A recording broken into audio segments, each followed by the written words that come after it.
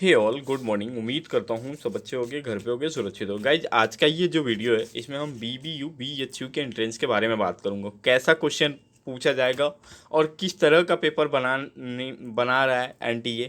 शायद मैं बताऊंगा तो तुम लोग भी हैरान हो जाओगे, क्योंकि ऐसा पहली बार हुआ है कि NTA जो पेपर बना रहा है उसमें रिपीटेड क्वेश्चन नहीं पूछे जा रहे हैं। चाहे आप किसी भी कोर्स का हो, कहीं से भी हो आप, तो पहले ही बता दे रहा हूँ। क्योंकि रिसेंटली अभी कल ही मतलब 26 को ड्यू एंट्रेंस एग्ज़ाम था।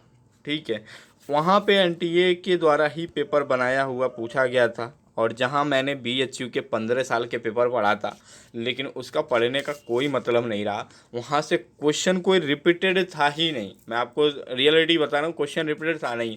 तो इसी के बेस पे आज मैं आपको बताने जा रहा हूँ कि NTA क्या पूछ रहा है और कैसे हो रहे हैं सवाल। सबसे पहले किसी भी चीज़ की आप पढ़ाई करते हो तो सबसे पहले इस बात का ध्यान रखना कि आपके उस कॉन्सेप्ट जो भी आप पढ़ाई की हो, 11th 12th में जो भी पढ़े हो। या देखो, कई बार क्या होता है कि हम 11th 12th में कई लोगों के कोर्सेज में नज़र सब्जेक्ट, तो सबसे पहले क्या करना, BHU और BBU ने जो सिलेबस जारी किया उसको एक बार ज़रूर देख लेना। देखने के बाद जो सब्जेक्ट होगा उसके डीप में आपको पढ़ाई करनी है। 7 दिन और बचे हैं BCom एंट्रेंस के, तो उम्मीद करता हूँ कि तुम लोग अच्छे से पढ़ाई करो। सबसे पहले फोकस क्या करना है, आपको कॉन्सेप्ट पे फोकस करना है। जब तक आपको किसी भी चीज़ का कॉन्सेप्ट नहीं पता रहेगा तब तक आप एंट्रेंस में कुछ भी कर नहीं पाओगे। ये लिख के दे रहा हूँ, कॉन्सेप्ट के बारे में पूरा नॉलेज होना चाहिए। क्योंकि एक समय ऐसा होता था जब ये पेपर पैटर्न का ज़माना था, पेपर पैटर्न का 2018-19 में, तो वहाँ पे क्या होता था, पेपर हमेशा मतलब मिल जाता था और सब कोई करके चला आता था और फिर नेक्स्ट ईयर जाते थे। जैसे लोग कहते थे कि अगर 2017 मान लो 2019 में एग्ज़ाम है तो 2017 के पेपर को अच्छे से देख लो ताकि 2019 का। वही हाल कुछ यहाँ भी हुआ था। हमने भी सोचा था 2019 का पेपर पैटर्न करके जा रहा हूँ, 2021 में सेम होगा। ऐसा कुछ नहीं देखने को मिला। पेपर पैटर्न बिल्कुल अलग था। ठीक है, जहाँ पे क्वेश्चन का मतलब एक भी क्वेश्चन ऐसा नहीं था जो मतलब क्वेश्चन देखा हुआ है या क्वेश्चन कहीं से। तो इस तरह के बेस पे पूछे जा रहे हैं ड्यू में सवाल। और नेक्स्ट थिंग क्या पूछा जा रहा है वहाँ पे, ज़्यादा फोकस इस बात पे की कर रहा है ड्यू कि क्या आपको उस चीज़ का जो भी क्वेश्चन दिया जा रहा है उसमें मतलब इंक्लूड करके आंसर भी पूछ रहा है। मतलब क्वेश्चन खुद फ्रेम करके आंसर खुद खुद पूछ ले रहा है और आपको पता भी नहीं लग रहा है। कई बार क्या हो रहा है, पूरा पैराग्राफ दिया रह रहा है, पैराग्राफ में भी क्वेश्चन पूछे जा रहे हैं।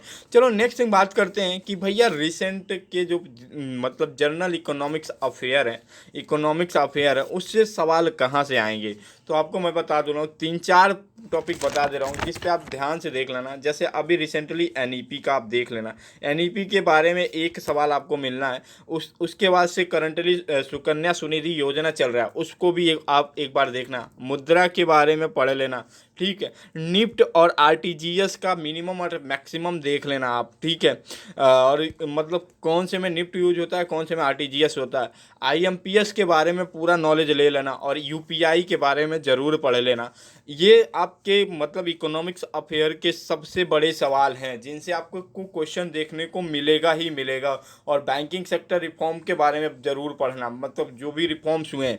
और ये रिवॉल्यूशन के बारे में सब देख लेना, एक पूरी PDF पढ़ लेना रिवॉल्यूशन में कि मतलब क्या क्या हुआ था, कब हुआ था, ग्रीन रेवोल्यूशन में क्या हुआ था। ठीक है, वाइट रिवॉल्यूशन किससे रिलेटेड है, सिल्वर रिवॉल्यूशन किससे रिलेटेड है।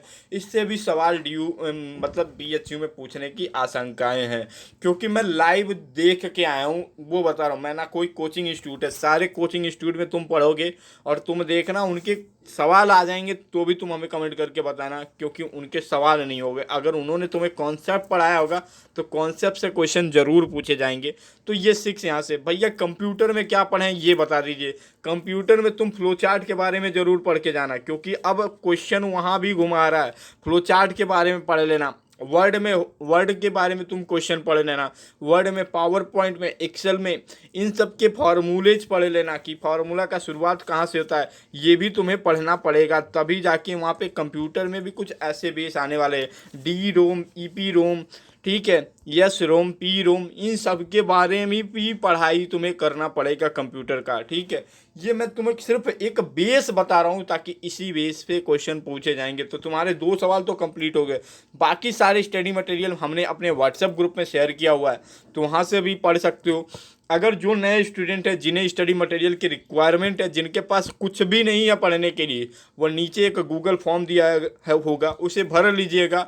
मैं आपको मेल के ज़रिए भेज दूंगा, क्योंकि अब कॉन्टैक्ट नंबर नहीं दे सकता व्हाट्सएप का, क्योंकि मैं आपसे होकर से परेशान हो चुका हूँ। क्योंकि अब जो स्टूडेंट हमारे हों उनको अच्छे से पता ही होगा।